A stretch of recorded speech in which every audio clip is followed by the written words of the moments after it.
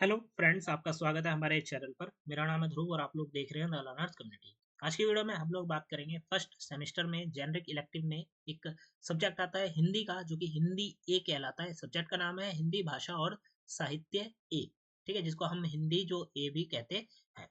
आज की वीडियो में हम इस सब्जेक्ट के पिछले 5 बार के जो क्वेश्चन पेपर थे उनके मोस्ट रिपीटेड क्वेश्चन और मोस्ट रिपीटेड टॉपिक्स, ऐसे क्वेश्चन जो कि बार बार रिपीट हो रखे हैं, 3 4 5 बार, कई क्वेश्चन तो 5 5 बार रिपीट हुए हैं, तो वो हम इस वीडियो में लेकर आए हैं। तो चलिए वीडियो को शुरू करते हैं। और अगर अभी तक आपने हमारा चैनल जो है सब्सक्राइब नहीं किया तो प्लीज चैनल को जरूर सब्सक्राइब करिए।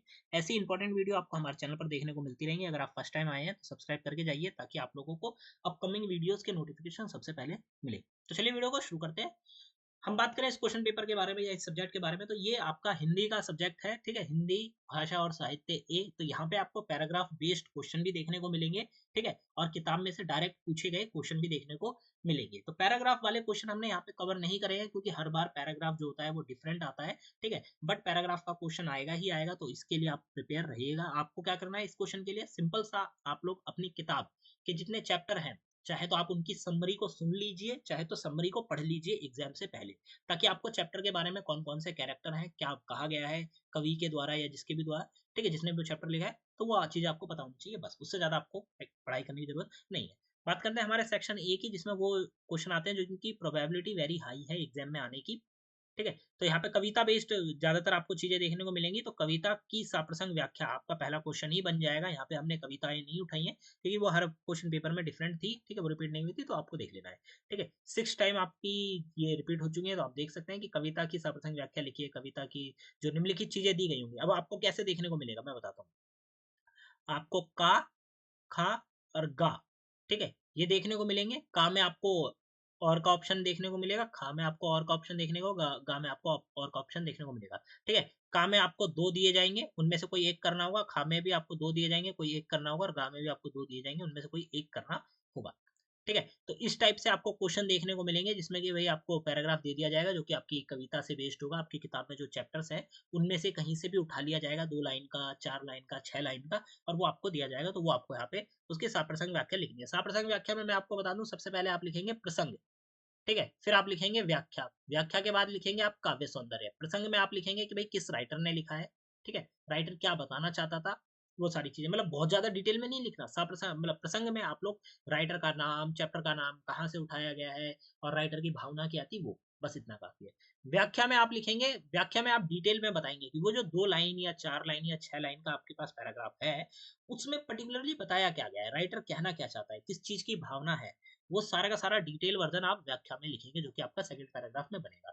फिर काव्य सौंदर्य में आ जाते हैं। काव्य सौंदर्य में आप लिखेंगे कि भाई कौन सा अलंकार यूज कराया है, ठीक है, कौन सा छंद यूज कराया है, ये सारी चीजें आप काव्य जो काव्य सौंदर्य उसमें लिखेंगे। कम से कम 4 से 5 आप काव्य सौंदर्य की लाइन बना दीजिएगा, वो आप लिख दीजिएगा, ठीक है। तो ये हो जाएगा आपका साप्रसंग व्याख्या की पूरी फॉर्मेट। ये फॉर्मेट आपको फॉलो करनी है, ठीक है। साप्रसंग में पहले प्रसंग, प्रसंग के बाद व्याख्या, व्याख्या के बाद काव्य सौंदर्य, ठीक है। तो ये आपको सेम फॉर्मेट फॉलो करनी है। हर एक क्वेश्चन के अंतर्गत आप देख सकते हैं, हर जगह पूछा गया है, तो आप इस चीज का ध्यान रखिए। आगे बात करते हैं। यहाँ पे हमने थोड़ा सा एक्स्ट्रा दिया, आप चाहें तो इन्हें पढ़ सकते हैं, जैसे प्रसंग, फिर अर्थ, फिर भाव, भाषा शैली, समझाइए, उदाहरण से जोड़िए, ये सारी चीजें आप लिख सकते हैं, ठीक है। प्रसंग में आप लिखेंगे जो मैंने आपको बताया। व्याख्या में आप अर्थ लिख सकते हैं, मतलब जो अर्थ है उस पर्टिकुलर लाइंस का। फिर भाव क्या था, भाषा शैली कौन सी यूज करी गई थी, ये सारी चीजें आपको बता देनी है। दूसरा आता है भक्ति काल की विशेषता। ये वाला आपका भक्ति काल की विशेषता से रिलेटेड टॉपिक जो है वो आएगा ही आएगा, रिपीट होगा, चांसेस बहुत ज्यादा है, 6 टाइम रिपीट हो चुका है, ठीक है। तो आपको इसको देख लेना। अब बात करें भक्ति काल की जो प्रमुख विशेषताएं, डायरेक्ट क्वेश्चन पूछ लिया जाएगा कि भक्ति काल की जो प्रमुख विशेषताएं हैं उनका आपको वर्णन करना है। कम से कम आपको 6 से 7 जो भक्ति काल की विशेषताएं हैं वो आपको वर्णन करना होगा, उनके बारे में आपको यहाँ पे बताना होगा, ठीक है। सेम चीजें यहाँ पे भी पूछी गई है अलग अलग तरीके से कि भाई भक्ति काल की विशेषताएं लिखिए, भक्ति काल की विशेषताओं का वर्णन कीजिए, भक्ति काल की विशेषता लिखिए, भक्ति काल की विशेषता लिखिए, और आखिर में भक्ति काल की विशेषताओं का वर्णन कीजिए। तो सेम चीज आपसे बार बार पूछी गई है, तो भक्ति काल के बारे में आप लोग पढ़ के जरूर जाइएगा। ये क्वेश्चन जो है रिपीट हो सकता है आपके इस वाले एग्जाम में, बहुत ज्यादा चांसेस है। आगे आप देख सकते हैं कि थोड़ा सा और एक्स्ट्रा इन्फॉर्मेशन दिया गया है, तो आप देख सकते हैं भक्ति काल में आप विशेषता में क्या लिख सकते हैं, भक्ति भाव के बारे में, निर्गुण और सगुण धारा, सामाजिक सुधार, सरल भाषा, ये सारी चीजें क्या है, भक्ति जो थी, ठीक है, उसके बारे में, भक्ति साहित्य से भक्ति काल के बारे में वो यहाँ पे आपको बताना है। तीसरा आपका आता है कबीर की भाषा शैली के बारे में रिपीटेड क्वेश्चन। ठीक है, कबीर की जो भाषा शैली थी, लैंग्वेज स्टाइल ऑफ कबीर, उससे रिलेटेड आपका पूछा जाएगा। 3 टाइम ये रिपीट हो चुका है। कबीर की भाषा शैली पर प्रकाश डालिए, कबीर की भाषा शैली पर प्रकाश डालिए, और कबीर की जो भाषा शैली थी उसके ऊपर आपको प्रकाश डालना है। ठीक है, अब यहाँ पे भाषा की बात करें तो सदुकड़ी, सरल और व्यंग्यात्मक और उलटभाषी जो थी वो भाषा थी। ये सारे पॉइंट है उनकी भाषा के, तो ये आप पॉइंट एक्सप्लेन कर सकते हैं। ठीक है, कबीर की भाषा के अंतर्गत आप देख सकते हैं ये चीजें आपको देखने को मिलेंगी, तो आप इन्हें बता सकते हैं। फिर चौथा आ जाता है बिहारी के श्रृंगार वर्णन या काव्य गागर में सागर, उसके बारे में बात आती है, और ये 4 बार आपका रिपीट हो चुका है। क्वेश्चन क्या आता है कि बिहारी के श्रृंगार वर्णन की समीक्षा कीजिए, बिहारी के श्रृंगार वर्णन की समीक्षा कीजिए, बिहारी का काव्य जो गागर में सागर है, ठीक है, उसका आपको विषय जो स्पष्ट है वो वर्णन करना है आपको यहाँ पे। और बिहारी का जो काव्य था जिसका नाम था गागर में सागर, का उदाहरण से स्पष्ट कीजिए। ठीक है, आपको ये बताना है। तो ये हो जाता है। फिर यहाँ पे आपका एक्स्ट्रा जो इन्फॉर्मेशन है वो आप देख सकते हैं। अगला क्वेश्चन आता है आपका रेदास की भक्ति या पदों का प्रतिपाद्य आपको यहाँ पे करना है। देख सकते हैं रेदास की जो भक्ति भावना थी उसके ऊपर आपको प्रकाश डालना है। रेदास के पदों का प्रतिपाद्य लिखिए, रेदास के जो पद थे उनका प्रतिपाद्य लिखना है। और पाठ्यक्रम में संकलित रेदास के जो पद हैं उन पदों का प्रतिपाद्य आपको लिखना है। तो इंपॉर्टेंट क्वेश्चन है, रिपीटेड क्वेश्चन है, जरूर पढ़ के जाइएगा, बार बार आपसे पूछा गया है। ठीक है, आगे बढ़ते हैं। आपकी बेटी की विवाह या बेटी की विदाई जो है उसकी मूल संवेदना आपको यहाँ पे लिखनी है। 4 टाइम्स आपका रिपीट हो चुका है। क्वेश्चन क्या आता है कि बेटी की विवाह कविता की पितृवात्सल्य की करुणा दृष्टि से विचार जो है आपको कीजिए। ठीक है, बेटी की विदाई मूल संवेदना बताइए, बेटी की विवाह, बेटी की विवाह कविता की मूल संवेदना जो आपको यहाँ पे बतानी है, और बेटी की विदाई की मूल संवेदना आपको यहाँ पे बतानी है। तो क्वेश्चन जो है वो रिपीट हो चुका है, बेटी की विदाई, बेटी का विवाह से रिलेटेड, तो इसको भी जरूर समझ के जाइएगा, पढ़ के जाइएगा। ठीक है, ये आ जाता है आपका। आगे देखते हैं, बादलों को घिरते देखा है, सार या प्रकृति चेतना। ठीक है, बादलों को घिरते देखा, ये आपका चैप्टर है। ठीक है, तो अब इसका क्या लिखना है आपको, सार लिखने के लिए, मतलब इसकी जो समरी है वो लिखने के लिए कहा जा सकता है, या फिर प्रकृति चेतना, आपको नेचर की जो कॉन्सिक्वेंसेस है वो आपको यहाँ पे बताने के लिए कहा जा सकता है। क्वेश्चन आपका 5 टाइम रिपीट हुआ है, किस तरीके से पूछा गया। बादल को घिरते देखा है कविता के आधार पर नागार्जुन की प्रकृति चेतना का वर्णन कीजिए। बादल को घिरते देखा है विरह व्यवस्था का वर्णन कीजिए, विरह व्यथा का वर्णन कीजिए। बादल को घिरते देखा है मूल संवेदना लिखने के लिए कहा जा सकता है, या फिर बादल को घिरते देखा है कविता का जो सार है वो आपको अपने वर्ड्स में लिखना है, मतलब अपनी लैंग्वेज में लिखना है। बुकिश लैंग्वेज जो होती है बुक की, वो लैंग्वेज आपको फॉलो नहीं करनी है। ठीक है, बादल को घिरते देखा है कविता का जो प्रतिपाद्य निकलकर सामने आता है वो आपको यहाँ पे बताना है। तो ये हो जाता है। ठीक है, यहाँ पे आपको एक्स्ट्रा इन्फॉर्मेशन देखने को मिलेगी। आगे बढ़ते हैं। 8वां जो क्वेश्चन बन सकता है आपका वो बनेगा राष्ट्रीय भाषा और राजभाषा के रूप में हिंदी। राष्ट्रीय भाषा और राजभाषा के रूप में जो हिंदी लैंग्वेज है उससे रिलेटेड क्वेश्चन आपका आ सकता है। 3 टाइम रिपीट हुआ है। क्वेश्चन क्या है, राष्ट्रभाषा के रूप में हिंदी पर टिप्पणी लिखिए, राष्ट्रभाषा के रूप में हिंदी के ऊपर टिप्पणी, और राजभाषा के रूप में हिंदी के ऊपर आपको टिप्पणी। यहाँ पे देखिए राष्ट्र और यहाँ पे राज पूछा गया। ठीक है, तो इस चीज का आपको ध्यान रखना है। यहाँ पे नेशनल लैंग्वेज की बात करी गई, यहाँ पे ऑफिशियल लैंग्वेज की बात करी गई है, तो ये हो जाता है। अगला आपका जो क्वेश्चन नंबर 9 बनता है वो बनता है आदिकालीन साहित्य या सिद्ध साहित्य से रिलेटेड। ठीक है, 3 टाइम आपका रिपीट हो चुका है कि आदिकालीन साहित्य पर टिप्पणी लिखिए, आदिकाल पर टिप्पणी, और सिद्ध साहित्य के ऊपर आपको टिप्पणी लिखने के लिए कहा गया है। तो इस टाइप के क्वेश्चन भी आपको देखने को मिलेंगे, ये हमने एक्स्ट्रा इन्फॉर्मेशन दी है, इसको जरूर पढ़िएगा। फिर 10वां क्वेश्चन आता है कि संत काव्य या निर्गुण काव्य के बारे में आपको बात करने के लिए कहा गया है। ये वाला क्वेश्चन आपका रिपीट हो चुका है 4 टाइम्स। संत काव्य और जो निर्गुण काव्य है उससे रिलेटेड इसमें क्या पूछा गया है, संत काव्य के ऊपर आपको टिप्पणी लिखनी है। ठीक है, ज्यादा बड़ा आंसर नहीं लिखना है। निर्गुण जो काव्य है उसके ऊपर आपको टिप्पणी लिखनी है, या फिर संत काव्य धारा की विशेषता का विश्लेषण कीजिए।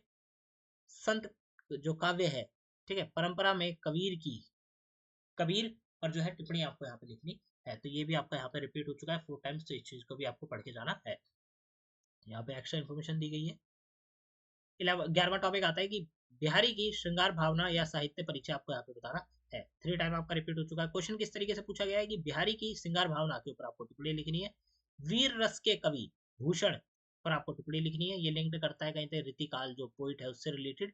वीर रस के कवि भूषण के ऊपर आपको टिप्पणी लिखने के लिए कहा गया है। ठीक है, तो यहाँ पे ये वाले क्वेश्चन होते हैं। फिर आगे देखते हैं 12वां क्वेश्चन आता है नागार्जुन या जयशंकर प्रसाद का साहित्यिक परिचय आपको यहाँ पे देना है। नागार्जुन का या फिर जयशंकर जो प्रसाद है उनका साहित्यिक परिचय वो आपको यहाँ पे बताना है। 3 टाइम आपका ये क्वेश्चन जो है रिपीट हो चुका है, तो इसको देखते हैं।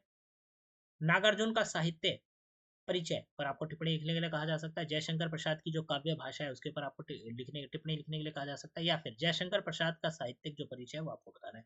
तो जितने भी राइटर आपकी किताब में बात करी गई है उनका साहित्यिक परिचय क्या है, उनके बारे में आपको थोड़ी बहुत जानकारी होनी चाहिए, तभी आप लोग बनाकर आंसर राइटिंग कर पाएंगे, अदरवाइज आपको काफी दिक्कत फेस करनी पड़ेगी। ठीक है, तो ये हो जाता है।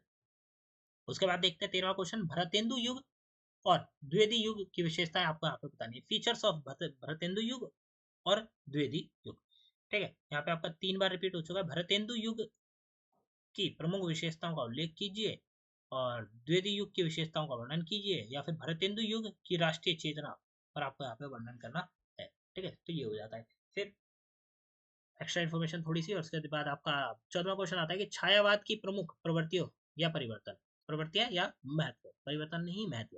ठीक है, ये आपका 4 टाइम्स रिपीट हुआ है। क्वेश्चन क्या है, छायावाद की मुख्य प्रवृत्तियां लिखिए, छायावाद के महत्व पर टिप्पणी, छायावाद परंपरा में प्रसाद का स्थान निर्धारित कीजिए। ठीक है, छायावाद जो परंपरा है उसमें प्रसाद का जो स्थान है वो आपको यहाँ पे निर्धारित करके बताना है। और चौथे क्वेश्चन में आपसे पूछा गया है कि प्रयोगवादी काव्य की प्रवृत्ति पर टिप्पणी लिखिए। ये कहीं ना कहीं छायावाद से कनेक्ट होता है, इसीलिए यहाँ पे पूछा गया है। ठीक है, तो ये हो जाता है। 15वां क्वेश्चन आता है, माखनलाल चतुर्वेदी या नागार्जुन का साहित्य परिचय आपको यहाँ पे देना है। तीसरी 3 बार ये पूछा जा चुका है, तो इसको देखते हैं। माखनलाल चतुर्वेदी का साहित्य परिचय आपको यहाँ पे लिखने के लिए कहा गया है, या फिर माखनलाल चतुर्वेदी का साहित्य परिचय के ऊपर आपको टिप्पणी जो शॉर्ट नोट होता है वो लिखने के लिए कहा गया है। नागार्जुन का साहित्यिक परिचय पर टिप्पणी लिखिए। तो इस टाइप से क्वेश्चन आपसे रिपीट होगा, नागार्जुन या फिर माखनलाल चतुर्वेदी से रिलेटेड, तो आपको पढ़ के जाना है। फिर अब हम आ जाते हैं पार्ट बी या सेक्शन बी की तरफ। इसमें वो क्वेश्चन आते हैं जिनकी जो प्रोबेबिलिटी है वो थोड़ी कम है। अब की बार हमने हिंदी में 15 क्वेश्चन, 14-15 क्वेश्चन देखे हैं। एक एक क्वेश्चन को समझकर चाहिए, पढ़कर चाहिए, इजी रहेगा आपको एग्जाम में आंसर राइटिंग करना। सेक्शन बी में वो क्वेश्चन आते हैं जो कि ज्यादा बार रिपीट नहीं हुए हैं, ठीक है, कम बार रिपीट हुए हैं, बट आने के चांसेस उनके ज्यादा है, तो वो देखते हैं। सिद्ध साहित्य या संपर्क भाषा के रूप में हिंदी, क्वेश्चन आपका 2 बार रिपीट हो चुका है। क्वेश्चन क्या है, सिद्ध साहित्य पर टिप्पणी, संपर्क भाषा के रूप में जो हिंदी है उसके ऊपर आपको टिप्पणी लिखने के लिए कहा गया है। ठीक है, उसके बाद हम देखते हैं कि दूसरा बनता है राजभाषा और शैलीबद्ध काव्य धारा से रिलेटेड क्वेश्चन। राजभाषा और शैलीबद्ध जो काव्य धारा है उससे रिलेटेड, यहाँ पे आप देख सकते हैं राजभाषा के ऊपर टिप्पणी लिखनी है, शैलीबद्ध काव्य धारा के ऊपर आपको टिप्पणी लिखनी है। तो शॉर्ट नोट इन दोनों टॉपिक के बारे में, राजभाषा और शैलीबद्ध टिप्पणी के बारे में आप पढ़ के जाइएगा एग्जाम से पहले। तीसरा बनता है वीर रस के कवि भूषण। तो ये वाला जो क्वेश्चन है, इनसे रिलेटेड क्वेश्चन आपका 3 बार पूछा जा चुका है। वीर रस के कवि भूषण के ऊपर टिप्पणी, वीर रस के कवि भूषण पर टिप्पणी, या फिर भूषण के पदों का प्रतिपाद्य आपको यहाँ पे लिखने के लिए कहा गया है। ठीक है, तो ये हो जाता है। चौथा आपका बनता है प्रगतिवादी काव्य धारा या प्रगतिवादी काव्य की प्रवृत्तियां आपको यहाँ पे बतानी है। 3 टाइम आपका रिपीटेड है, देखते हैं क्या पूछा गया है। प्रगतिवादी काव्य धारा पर टिप्पणी लिखिए, प्रगतिवादी काव्य की जो प्रवृत्तियां हैं उनके ऊपर आपको टिप्पणी लिखने के लिए कहा गया। और लास्ट में पूछा गया है प्रगतिवादी काव्य की प्रवृत्तियों पर आपको टिप्पणी लिखने के लिए कहा गया है। तो ये थोड़ा सा, ये क्यों इंपॉर्टेंट है, ये सारी चीजें। सेक्शन सी की तरफ आ जाते हैं, लास्ट सेक्शन, जहाँ पे नॉन रिपीटेड क्वेश्चन है बट इंपॉर्टेंट है, इसीलिए हम उनको कवर कर रहे हैं। रीति काल के ऊपर टिप्पणी लिखने के लिए कहा जा सकता है आपको, भरतेंदु युग और राष्ट्रीय चेतना के ऊपर टिप्पणी लिखने के लिए कहा जा सकता है, राष्ट्रभाषा के रूप में जो हिंदी है उसके ऊपर आपको टिप्पणी लिखने के लिए कहा जा सकता है, जो संत काव्य हैं उनकी परंपरा के ऊपर टिप्पणी लिखने के लिए पूछा जा सकता है, द्विवेदी युग की विशेषताएं जो होती हैं उनके ऊपर आपको शॉर्ट नोट या टिप्पणी लिखने के लिए कहा जा सकता है, छायावाद के महत्व पर टिप्पणी इंपॉर्टेंट है, बेटी की विदाई की मूल संवेदना के ऊपर टिप्पणी इंपॉर्टेंट है, माखनलाल चतुर्वेदी का साहित्यिक परिचय, इसके ऊपर एक टिप्पणी इंपॉर्टेंट है, तो पढ़ के जाइएगा। ठीक है, तो जितने भी क्वेश्चन इंपॉर्टेंट है ना वो मैंने आपको यहाँ पे बता दिए। तकरीबन जो 20 बड़े, मतलब 15-16 बड़े क्वेश्चन हैं, उसके बाद नॉन रिपीटेड क्वेश्चंस भी आ जाते हैं। ठीक है, तो वो सारे क्वेश्चन आप लोग प्रिपेयर करके जाइएगा अच्छे से। और अगर आपको कोई डाउट है क्वेश्चन से रिलेटेड तो प्लीज पूछिएगा, हम लोग आपके जितने भी डाउट है क्लियर कर देंगे, ताकि आप लोग एग्जाम की प्रिपरेशन जो है अच्छे से कर पाए। ये सारी की सारी जो वीडियो में हमने क्वेश्चन देखे हैं, हर एक क्वेश्चन इंपॉर्टेंट है, उनके बारे में बेसिक जानकारी आप लिखकर याद मत करिए, आप लोग सिर्फ पढ़ लीजिए, समझ लीजिए कि आंसर में क्या पॉइंट बनाना है, आप लोगों के लिए इजी रहेगा। तो मिलते हैं अगली वीडियो में। Thanks for visiting on my channel guys.